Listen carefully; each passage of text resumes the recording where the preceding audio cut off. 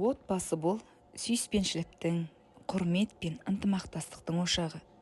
Отбасының аман саулығы әрбір елдің дамуы мен келешегінің өлшемі.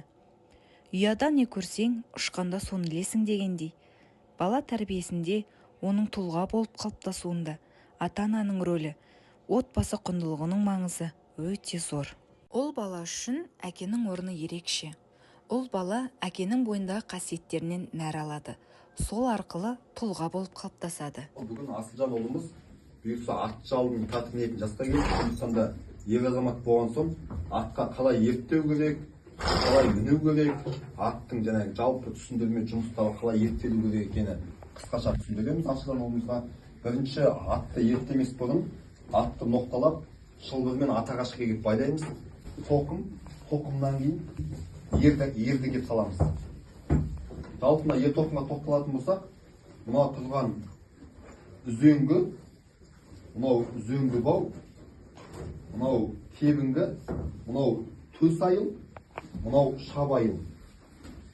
Мынау ер тоқымның артқы қасы, мынау алдыңғы қасы, мына тұрған қатқал, мынау бөстек дейді. Әр жерде әр түрлі дейді. Біреулер бөстек дейді, біреулер ат көрпе дейді, біреулер көпшік деп айтады.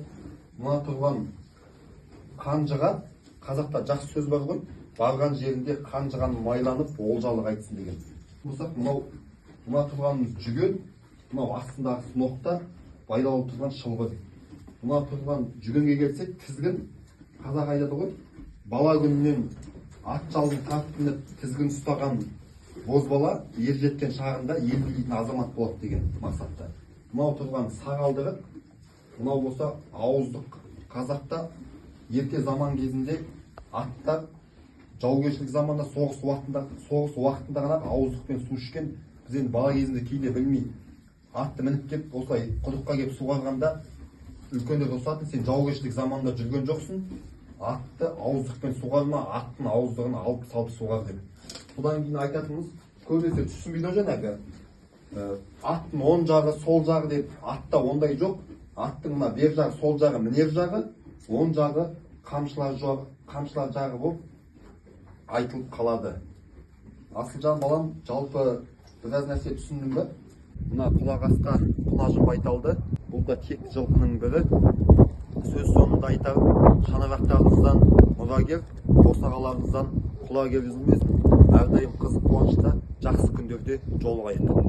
Ұлт өмірінің іргетасы, негізін қалаушы отбасы болса, отбасының іргетасы бала. Ал бала отбасының жылуын, қолдауын сезінгенде ғана бақытты болып ержетеді.